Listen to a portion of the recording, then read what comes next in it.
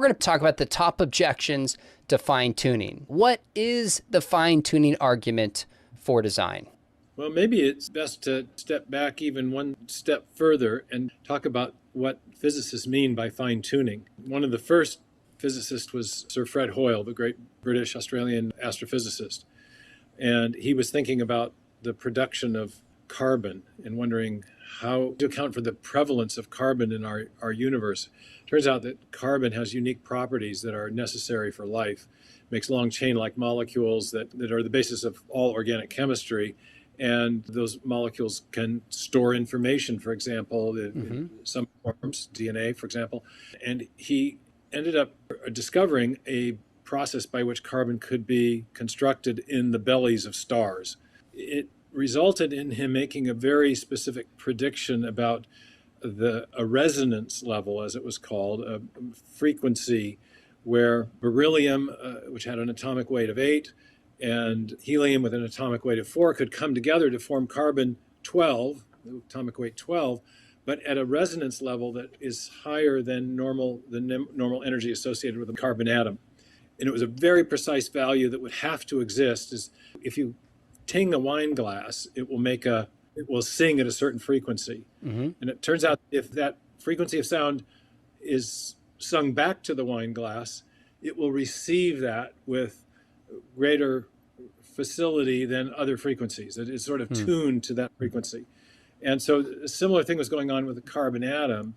And to make it, it had to have this additional singing frequency in the only way that Hoyle could think it could be made chemically. They did an experiment at Caltech, and lo and behold, carbon had exactly that singing frequency, that resonance. And so this was an amazing prediction of an attribute of the carbon atom based on purely astrophysical arguments about what would have been necessary to make it. So that was, in a sense, a kind of a fine-tuning. It couldn't be otherwise, or you wouldn't make carbon. It had to be right bang on. I think it was 7.85 electron.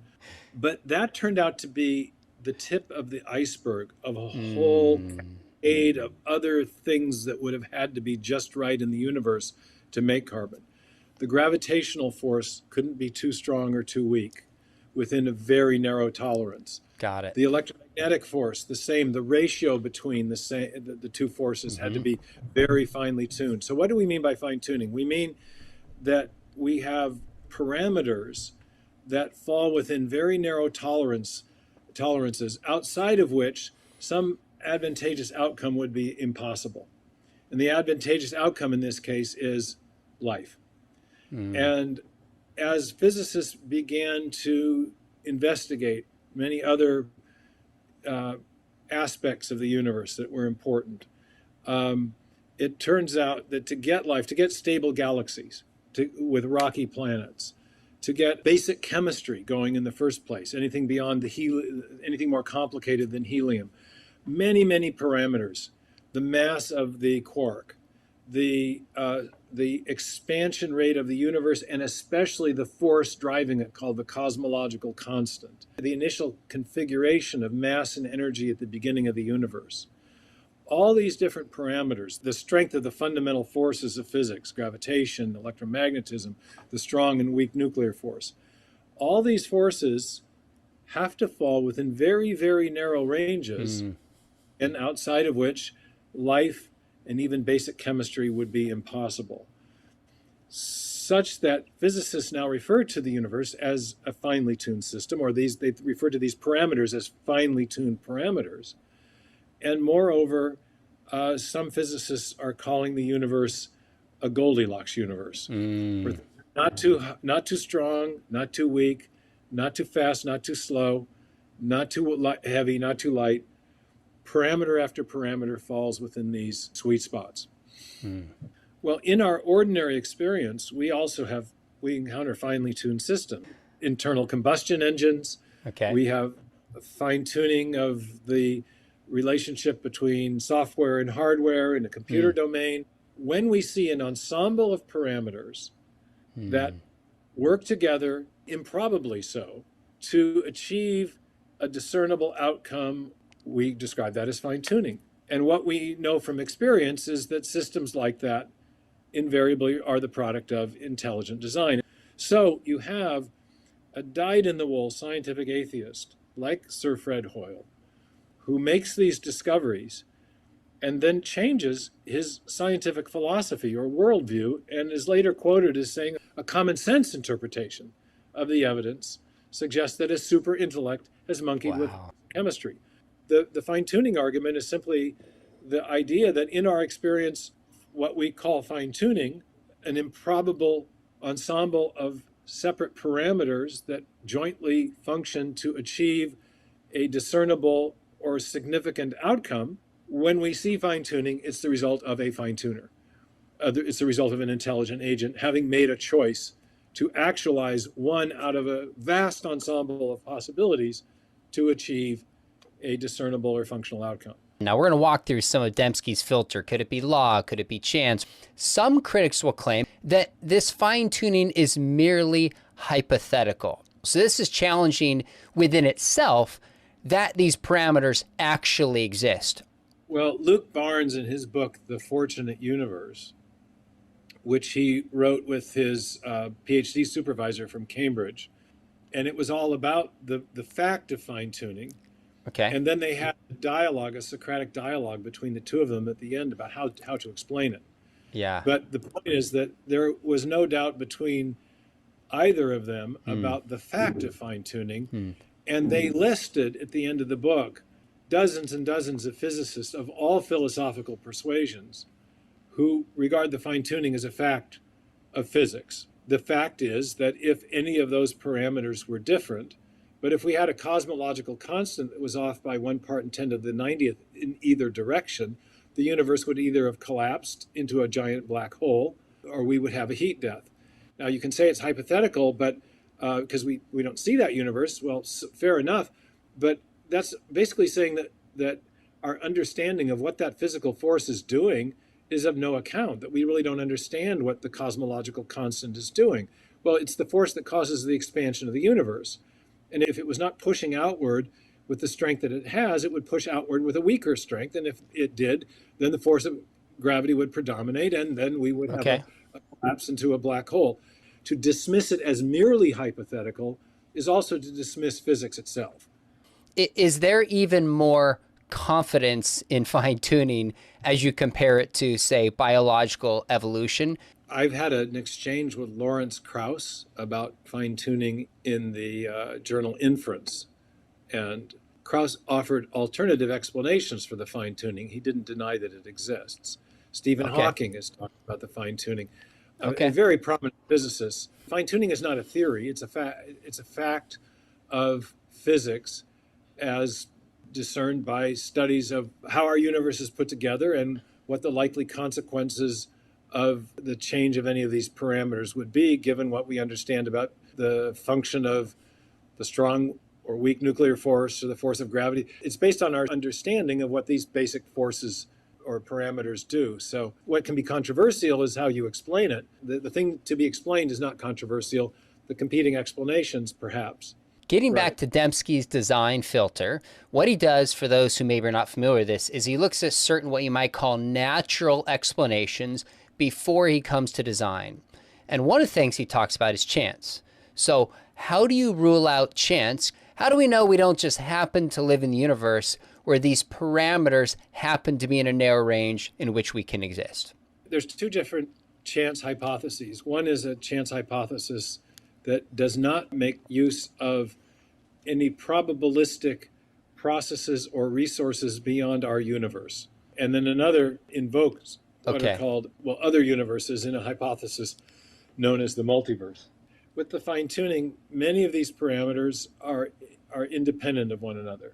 Some may be reducible to others, but in some cases, the fine-tuning associated with even individual parameters puts this beyond the realm of chance in our universe. You have the fine-tuning of the initial conditions of the universe, what's called initial entropy fine-tuning, has been calculated by Sir Roger Penrose, the great Oxford physicist.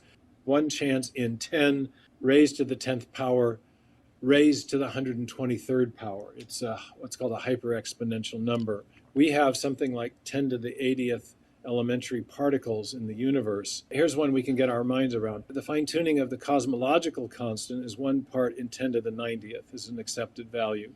The odds of getting that right are roughly the same as the odds of a blind person floating in space trying to identify one marked elementary particle in our universe, but not just in our universe, but having to look possibly in 10 billion universes our size as well, that there's one particle hidden in that vast expanse of possibilities.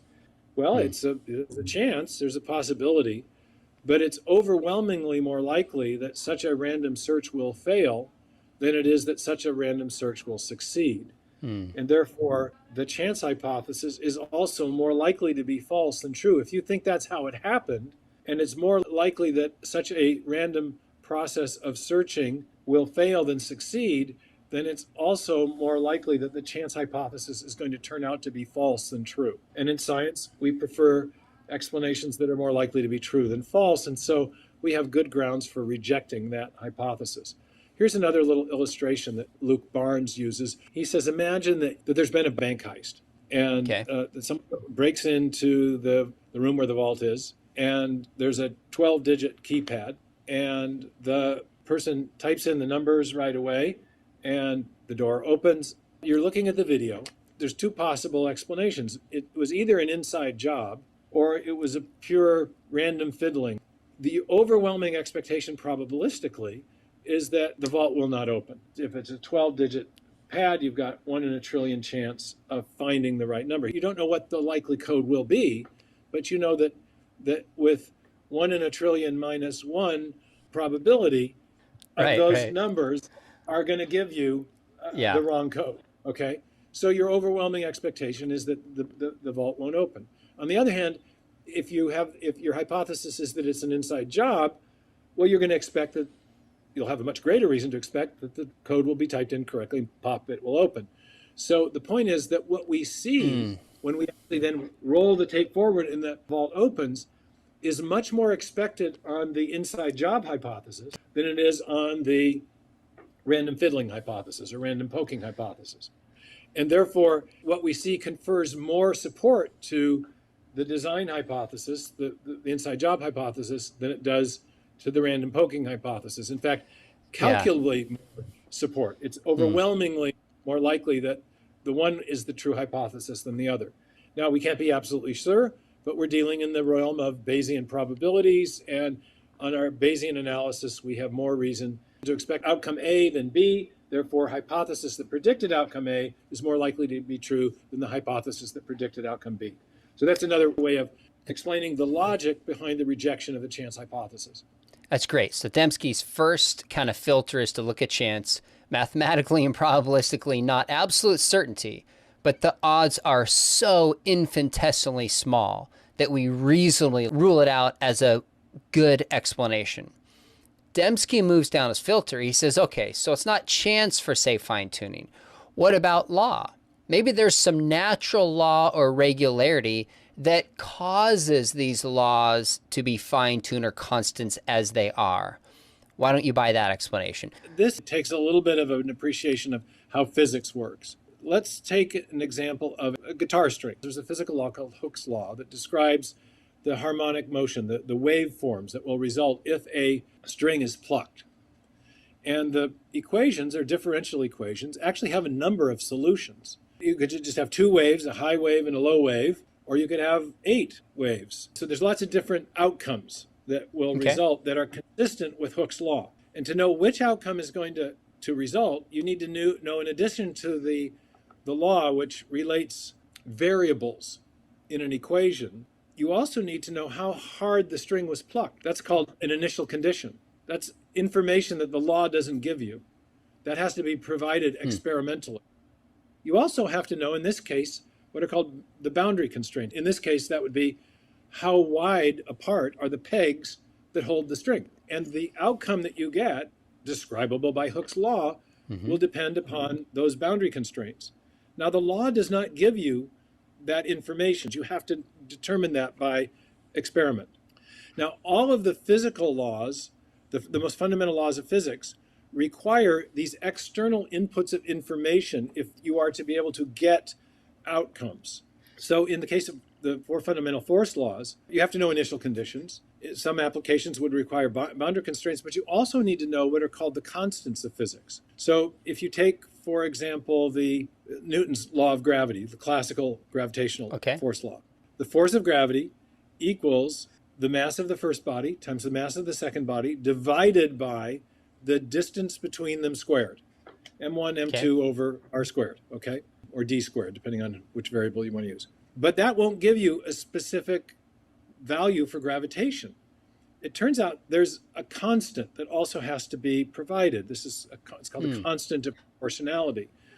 And what that ends up representing is all the other forces in play or factors in play in the universe that determine the strength of gravity that are not determined by your knowledge of the variables in the law, the M1, M2 over distance squared. It's a sort of catch-all thing that has to be determined experimentally. Once you know that gravitational force constant apparently applies always and everywhere in the same way, then you can make calculations as to the specific amount of gravitational force that's being exerted by, say, the moon on the Earth, given our knowledge of the mass of the moon, the mass of the Earth, and the distance between them. But you also have to know this constant. And it's the constants that are extremely finely tuned. If they were off one little smidge one way or another, then we don't get a life-friendly universe, we don't get basic chemistry, we don't get lots of good things we want, we don't get carbon. So all of the physical laws have this attribute where, in addition to knowing the basic variables and the relationships between the variables, there have to be extrinsic inputs of information to allow the laws to provide precise descriptions of physical processes. First of all, the values of those constants of proportionality are highly idiosyncratic. They're very specific, and they're rendered in different units depending on which law you're talking about. So the idea that there could be one law that would give you a simple relationship between all of those is implausible in the extreme, because they're not even describing, some of the finely tuned constants don't even have units. Some of them have very specific units. They're not even talking about the same thing. You could think of the law of gravity in its simplest form as all unsuspended bodies fall, regular and orderly. That's what laws describe.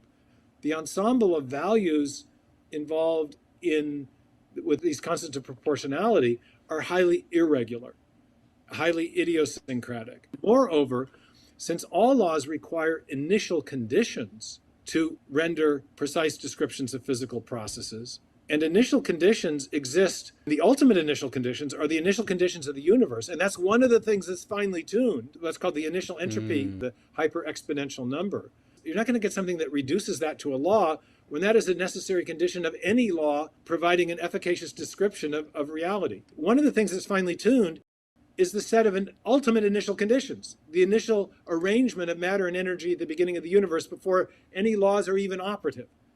So I just don't think you're going to get away from that. There's this idea that you can have one single theory of everything, and that will assume all of the laws into one law, and then thereby we will be able to explain everything in the universe by reference to this one law. But that's not the way laws work. You can only predict and thereby explain outcomes if you know initial conditions, and if you have boundary conditions delimiting the range of the scope of the laws, and if you know those constants of proportionality, all of which are extrinsic to the structure, logically, of the law itself.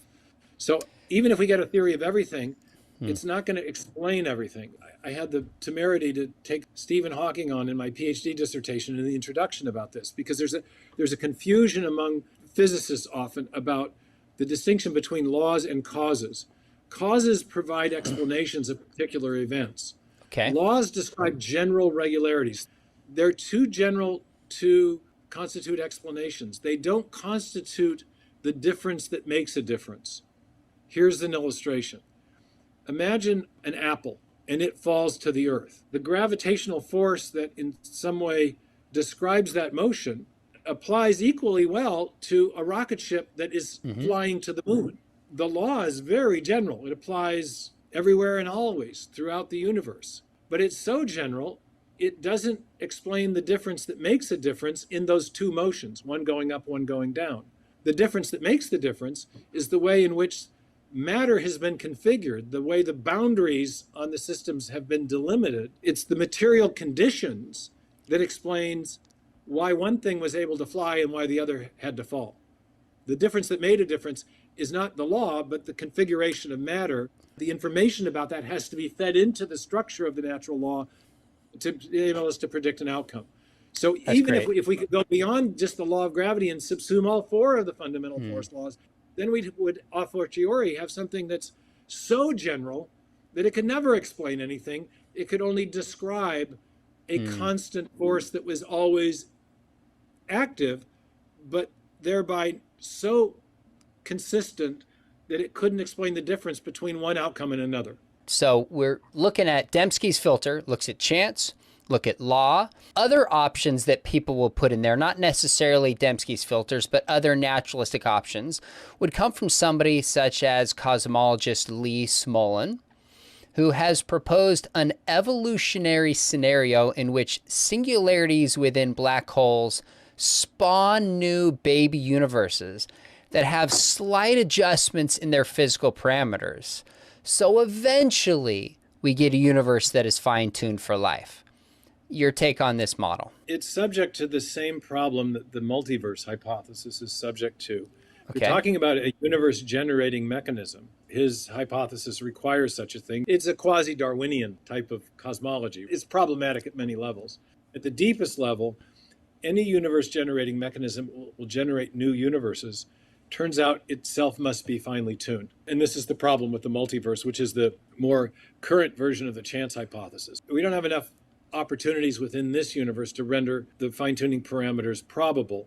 But if we posit a gabillion other universes out there someplace, we can hope that maybe our universe was the lucky universe that got just the right combination. This is the go-to thing right now, is the multiverse.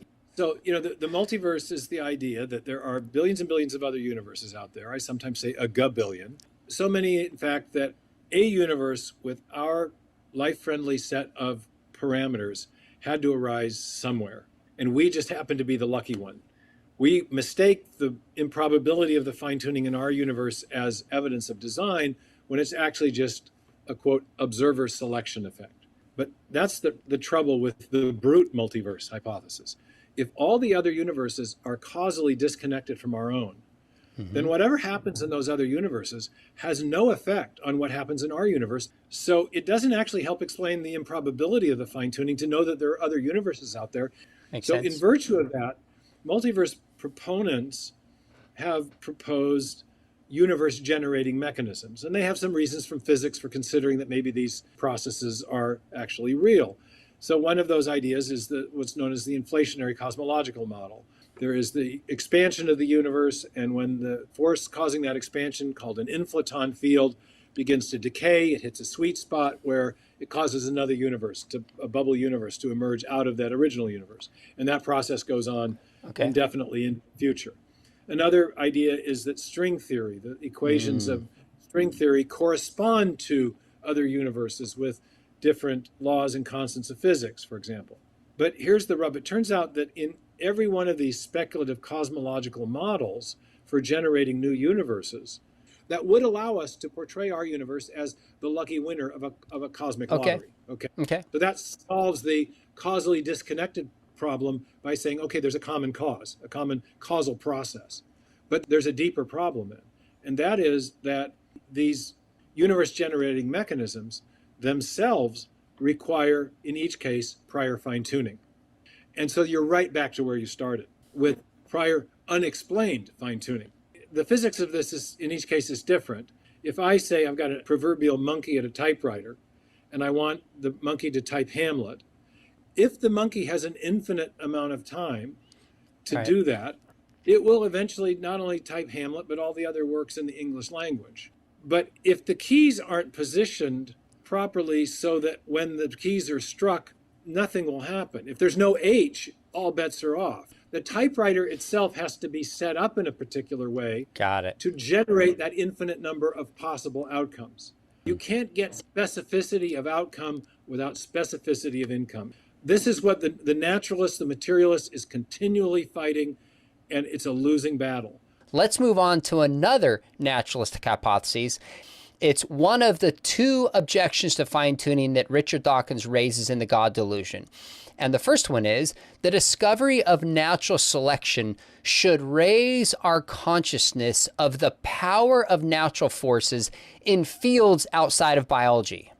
So looking at natural selection and its success when we didn't expect it should tell us in other areas, in other words, that if we just probe deeply enough, we're going to find a similar kind of crane, I think he calls it, in physics.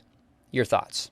I went to a conference in 2016 at the Royal Society called by evolutionary biologists who are doubting the creative power of the natural selection random mutation mechanism in biology. The opening lecture at that conference was given by an Austrian biologist, Gerd Müller, who enumerated the explanatory deficits of natural selection. The main one of which, among 5 that he enumerated, was the lack of creative power associated with the mutation selection mechanism. It does a nice job of explaining small-scale variations within an existing gene pool or the framework of a body plan or animal, but it does a very poor job, and completely inadequate job, of explaining large-scale morphological innovation. Small-scale variation, yes. Morphological innovation, no. And that problem can be taken right down to the level of the most fundamental unit of biological innovation, which is a protein fold. Colleague Doug Axe, who's now at Biola, spent 14 years at Cambridge investigating the rarity of functional genes and protein folds within what's called combinatorial sequence space. If you think of an amino acid chain made of the 20 different protein-forming amino acids, and you think that a protein is made of a long chain of amino acids. So he investigated a protein that was 150 amino acids long. Given that there are 20 different protein-forming amino acids that could link together at any one of those sites, there are 10 to the 195th power, 20 to the 150th power possible arrangements. Now, what Axe did was investigate how many of those possible arrangements are functional and how many are not to get an ultimate ratio. And he found that the ratio of functional to non-functional arrangements was 1 over 10 to the 77th power. Now that's a bit of an improvement. That's an enormously small probability. And so what that implies is that a random search through combinatorial sequence space is going to be overwhelmingly more likely to fail than to succeed in finding even one new protein in the known time of life on Earth. And I run numbers on this in my book, Darwin's Doubt. And similar numbers in Signature in the Cell when we're just talking about getting the first protein in a prebiotic setting. Recently, there's been even more work done on this that shows that not only are the proteins highly rare in sequence space, they're highly isolated from one another. The rarity measure that implies isolation as well. If you have only 3 dots, 3 tiny islands on planet Earth, you're not going to be able to connect them easily going from one island to another. You won't be able to find a path that will allow you to circumnavigate the Earth by jumping from one island to another. The islands are simply too rare to form an archipelago that will give you the ability to move incrementally from one island to the next.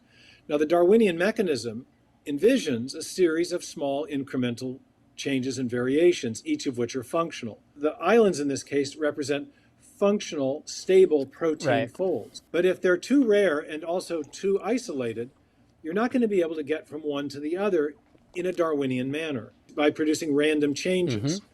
Now, this intuition that follows from Axe's measure of rarity has been confirmed by a molecular biologist and protein scientist, Dan Tofik, who unfortunately has only recently passed away, an Israeli who also worked in the same lab that Axe worked at in Cambridge, but was not at all sympathetic to Axe's sympathies for intelligent design. But he has said that the origin of new proteins is akin to a miracle. There is no evolutionary mechanism that explains how you get from one stable protein structure called a fold to a fundamentally different stable protein structure, another protein fold. And this is why he came to that conclusion. He performed mutagenesis experiments similar to the kind that Axe performed, and found that if you started mutating the DNA for building a protein that had a stable fold, that between 3 and 15 mutations were sufficient in every case of the different globular proteins he examined to cause the protein to lose its thermodynamic stability and therefore unravel. And proteins have very specific three-dimensional structures that allow them to perform very specific biological tasks. If they lose that three-dimensional specificity, they are no longer function ready. They can't perform a function. But to move from one protein fold to another would require many more than just 15 mutations, 15 changes in the sequencing of the amino acids. And so his experimental results confirm the mathematical analysis that you would do to suggest that extreme rarity implies extreme isolation. He showed that the protein folds are isolated. Biologists use the idea of fitness peaks to get this across. There's a whole lot of changes around one fitness peak, variations on an existing protein fold that will maintain function, sometimes even optimize it. But if you want to change it enough to get a fundamentally different three-dimensional structure that performs a fundamentally different type of function, you're going to have to drop into a functionless abyss before you ever get there. And therefore, into that abyss corresponds to a structure that performs no function and is not selectable in a Darwinian way. Okay, what's the point? If you can't explain the origin of new protein folds, and that is an unsolved problem, as attested by leading protein scientists who don't like intelligent design, but who are now saying the origin of new proteins are essentially a naturalistic miracle. We don't know how it happens. Then extending that idea to explain the origin of body plans in biology, or the origin of religious belief, or the origin of other human behaviors, let alone the origin of new universes, is an extrapolation. Let's solve the problems that the mechanism is facing. The biologists, before extrapolating to use a mechanism that lacks creative power to explain other phenomena outside of biology, they better get their own house in order first. They may not be able to. This whole approach has been tried in origin of life research. Because the idea of natural selection is that nature selects for functional advantage. It preserves those variations in a group of offspring that confer an advantage on the one or two or few offspring that have the variation. If an advantageous variation arises during reproduction, that variation is passed on to the next generation and preserved. And then incremental changes could conceivably build up. Now, there are reasons to doubt that that mechanism works for body plans or developmental gene regulatory networks or even protein folds. It presupposes self-replicating organisms. So some scientists in the 1960s, Alexander Oparin, in fact, proposed prebiotic natural selection as a way of explaining the origin of the first life, that there was some sort of natural selection taking place before you had life. And no less a luminary in evolutionary biology than Theodosius Dobzhansky said that that's a completely incoherent strategy because you need self-replication before you can get natural selection going, and you only get self-replication once you have self-copying organisms. But all self-copying organisms are able to copy themselves because they already have DNA replication at work, which is to say they've got information-rich DNA and proteins, and that was the very thing that origin of life scientists were trying to but could not explain. So it was a completely question-begging approach to the subject. Fast forward, they tried it again with the so-called RNA world and said, well, maybe we could just get a self-replicating molecule, an RNA that has information for building other RNAs, and then if there's variations, then natural selection will select the RNA molecules that are a little bit better at copying themselves, and you'll eventually. And problem there was, among many others, first of all, RNA is famously fragile, would not hold up to such a process. But secondly, even to get RNA to copy a portion of itself in the laboratory, and the best we've been able to do in the lab is to get a self-copying RNA molecule that can copy about 10% of itself. Wow. But even to achieve that limited capability for self-replication, what has to be provided? Very specific arrangement of the nucleotide bases along the RNA chain, which is to say, an intelligent agent has to first provide information to produce that self-copying capability. These experiments are simulation experiments where the present is thought to be the key to the past. Well, if in the present you always need information to produce self-copying, and if the information always has to come from a mind, what are you simulating? You're simulating the need for intelligence to generate information, even to get a weakly analogous process to natural selection going. These Oh, whole sorry. strategies of extrapolation Yep. of this mechanism, and the basis, it's being used to explain a propensity towards violence, human behaviors. Get in your own lane, guys. Solve your own problems there if you can. But please do not project this as the catch-all explanation for everything, even cosmology. Dawkins has a second objection, which is actually more philosophical that I know you've thought about. He says any designer who fine-tuned the universe would be so complex that it would require the same kind of explanation. So if we have an intelligent designer, this still needs a higher level explanation because such a designer would need to be even more complex. And supposedly this would go on and on and on and ultimately solve nothing.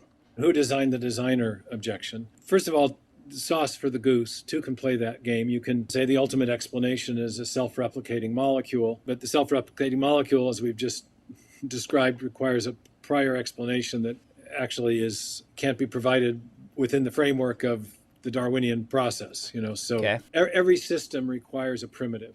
It requires positing a primitive, the thing from which everything else came. And the two great systems that have been in competition in Western philosophy since the ancient Greeks are materialism and theism, or some variants of each. You can always, if you think matter and energy are eternal and self-existent, and you want to start with some material state as your ultimate explanation, you can always say, well, where did that come from? And you have Sure. an infinite regress problem in materialism every bit as you do in theism. Or you just posit something as the eternally existent, self-existent thing that required no prior cause. And that could either be a material state, or it could be a mental state. It could be a mind or an agent. The question then becomes, as we're evaluating which of these two metaphysical systems provides a better overall explanation, the question is not which is subject to a potential infinite regress problem. Both are, all such systems are, because we can always think about something before that, but rather which is a better candidate to be the explanation of all the things we see around us. Well, it happens that all the things we see around us we now call the universe, and the universe had a beginning. So matter and energy are very poor candidates to be the eternal self-existent thing from which everything else came, because they began to exist. And what begins to exist requires a cause. That's a basic principle of rationality. So I think that the Big Bang Theory, the evidence that we have supporting it, the proofs of cosmological singularity, the Borde-Guth-Vilenkin proof, the multiple lines of evidence or developments in theoretical physics that are either pointing to or proving a beginning, I think suggests that a transcendent intelligence is a better candidate to be the eternal self-existent thing than is matter. The matter seems to have required something to bring it into existence. There's also the question of if a mind is capable of bringing fine-tuning things. Minds are necessarily not complex in the same way that a computer or a watch. There's certain assumptions that Dawkins has worked into. He has this weird way of applying Occam's razor. If you explain DNA in terms of a mind, then you're explaining something that's complex in terms of something that's more complex, and that's a violation of Occam's razor.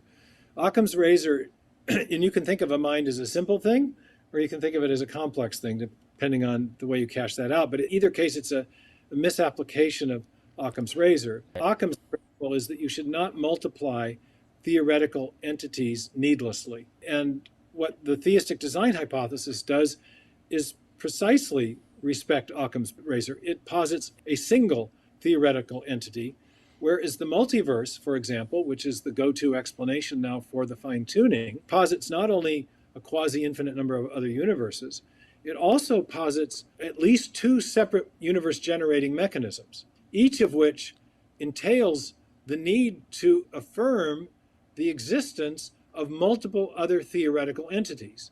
Let me unpack that a little bit. It's actually a very striking point philosophically. It turns out that the inflationary cosmology, you're just spinning out new bubble universes within the universe you started with, does generate new initial conditions, but it doesn't change the laws and constants of physics.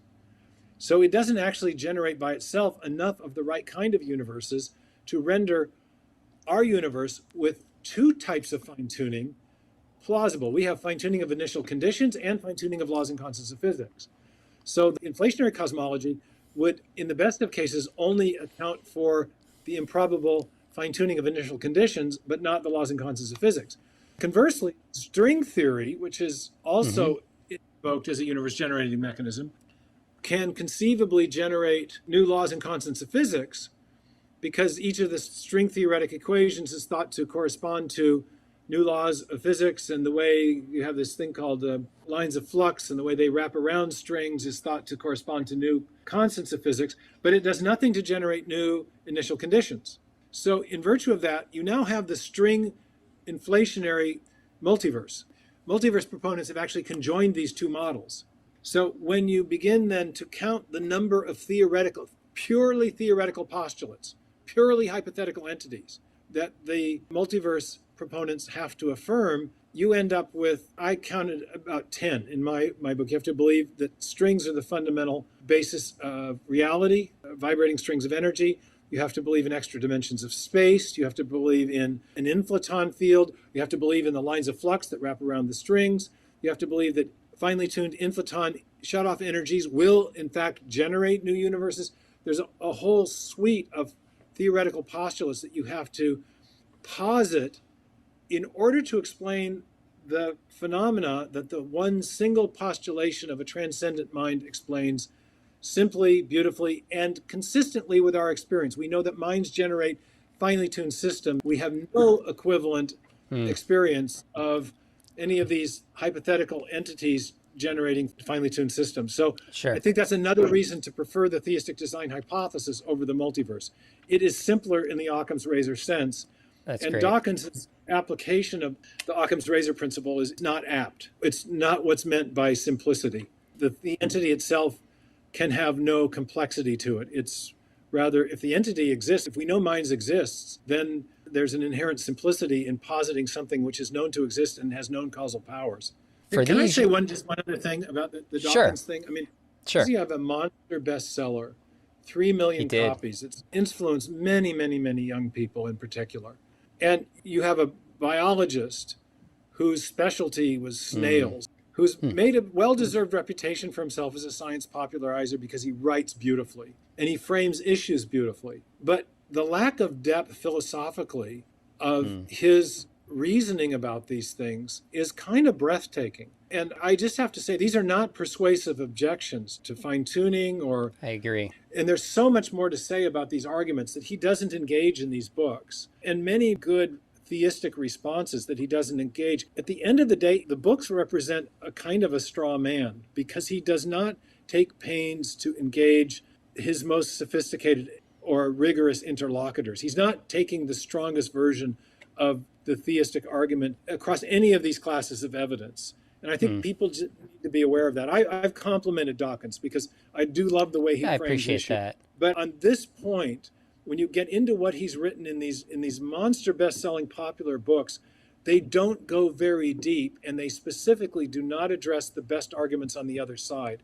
And I've taken pains to do that in my work. So let's take a very serious thinker like Roger Penrose, who said there could be other solutions for design for which we are not yet aware and cannot verify. You're in a court of law. You have a lot of evidence presented. Was it a natural cause or was there malfeasance? You find the bloody knife. You uncover the motive. You identify the opportunity. You have eyewitness testimony. Now you're asked to render a verdict. Well, maybe there'll be new evidence that will come along someday and you'll find that you were wrong, but at some point we have to make decisions based on the evidence that's in front of us. That's a kind of materialism of the gaps argument. I remember when Anthony Blue, still in his atheistic manifestation, debated Alvin Plantinga on the BBC, I think it was. Wow. And Blue said, well, there's a presumption of atheism, which he could get away with saying, talking to lesser minds. But Plantinga just laughed at him and said, no, there's no presumption of atheism. You've got atheism, you've got theism, you've got other competing metaphysical systems. You've got to make a case for your perspective as much as anybody else. So a lot of this idea that, well, we'll just wait, well, couldn't it be later on, we'll find out something new? Well, yeah, maybe. But when you get a formidable body of evidence that's all pointing in one direction, and then when each new piece of evidence continues to point in the same direction, at some point it's reasonable to render a verdict. You can say, from a philosophical standpoint, we're not absolutely certain because we're never absolutely certain. The best we can tell, the universe had a beginning. The best we can tell is it was finely tuned. The best we can tell, there's digital code in cells. And I think the best explanation of all of that is theistic. I do agree at some point the evidence does demand a verdict. So here's another objection that we'll hear is when you argue that the universe is designed, so much of the universe is inhospitable to life. So it seems like it's not designed if only a small, narrow amount can actually support life. You can turn that one either way. You can think, as Carl Sagan says, just mites on a plum in the remote corner of a insignificant solar system in the remote corner of an insignificant galaxies in a vast universe of 2 trillion other galaxies. Or you can appeal to divine extravagance and to say, we're the special place, that we're the privileged planet. What we see is evidence of design on our planet, with our species, with life on our planet, and why God chose to make so much else where there may not be life. I just think it's a wonderful, beautiful, fascinating universe, and that such extravagance was expended in the process of making us to enjoy it says something about the infinite resources available to the Creator. I think we have to deal with the more primary evidence of design or no design. The universe does not, in Dawkins's framework, he says the universe has exactly the properties we should expect if at bottom there's no purpose, no design. Wait a minute. No, there's ample evidence of design. And the fine-tuning and the digital code and the complex information storage, transmission, and processing system, all of these things are what you would expect if an agent had been at work, maybe one with some skill in computer science and engineering even, or knowledge of the principles that underlie such endeavors. It's not what you'd expect from blind, pitiless indifference, which is the rest of his quote. I think on Bayesian grounds, the universe we see is much more to be expected from a design perspective than from a no design perspective. I think the primary evidence that we need to look at points strongly in the design direction. And I can easily think of theological explanations for extinction or why there is no life on other planets that we've discovered yet. And maybe there will be life on other planets. That's interesting. The atheist will turn the possibility of life on other planets into an anti-theistic argument as well, when I think on biblical grounds, the Bible's completely neutral on that question. We just don't know, So I think a lot turns on that theologically one way or another, but it's a possibility. Last one for you. If the universe had different laws of physics and constants, then other forms of life could have or would have evolved to match those different parameters. That objection can be formulated different ways. Sometimes the formulations lack some precision. The first thing I'd say is that what we're trying to explain is what we see around us, and that's life as we know it. So it's easy to posit other chemistries or other physics that would produce life, but what we know is that the basic laws of physics that we encounter are not by themselves set up to allow for life. You need the fine-tuning of the initial conditions, the fine-tuning of the constants of physics. You need these other contingent factors to be just right, and that's one of the ways that we detect the activity of agency in our experience generally. So the life as we know it seems to have required fine-tuning, which seems therefore to imply intelligent design. Now, the other postulations about what could generate other chemical bases of life, for example, silicon-based life, are chemically implausible. It happens that carbon has unique properties that no other atom has, and we need fine-tuning to get carbon. That was Hoyle speculated about silicon-based life for a while and finally gave up on it. Because silicon is close to carbon in the periodic table, it has some similar properties, but it's not nearly close enough. But there's something else to say about this. There's a variation on this objection. Lawrence Krauss made it in the exchange I had with him in the journal Inference. He said, it's not that life arose because there was prior fine-tuning. It's that the evolutionary process accommodated that prior fine-tuning to produce life. Life evolved in accord with the fine-tuning that was already there. And so there's really nothing to explain. This is like Lincoln's old saw about, isn't it great that a man's legs are long enough to reach the ground? Well, of course they're going to reach the ground because there's a gravitational force that ensures that it will. Krauss is arguing, well, of course life evolved consistent with the fine-tuning that we see because the evolutionary process would only work in accord with the fine-tuning that was already there. Evolution is operating within a matrix of already established finely tuned parameters, and it's going to produce life because it's the evolutionary process. And so that's what explains the origin of life. The fine-tuning is neither here nor there. We had to evolve in accord with the fine-tuning. But there's a really obvious problem with that. Evolution itself will not ensue. There's no possibility of an evolutionary process apart from prior fine-tuning. If the cosmological constant is not finely tuned, the universe is either going to blow apart or we're going to get a black hole. And we're not going to have any biologically relevant evolutionary process taking place in a black hole or in a universe that's been subjected to heat death. We won't get rocky planets. Just that one parameter has to be finely tuned. Same with the initial conditions of the initial entropy fine-tuning and the mass of the quark. A lot of the fine-tuning, we won't get even basic chemistry past the helium atom without fine-tuning of many parameters. So evolution presupposes prior unexplained, improbable fine-tuning. It doesn't explain the origin of life in accord with it. Steve, this is great. There's obviously other objections to the fine-tuning that are out there. Not pretending we covered all of them, but you go through those in your book.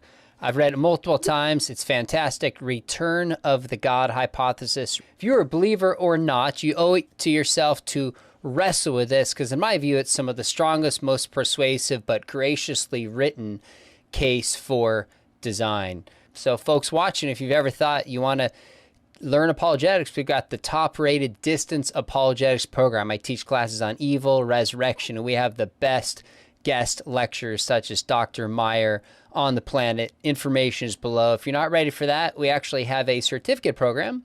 We love to just kind of walk you through a little bit more formal apologetics training, and there's a significant discount code below.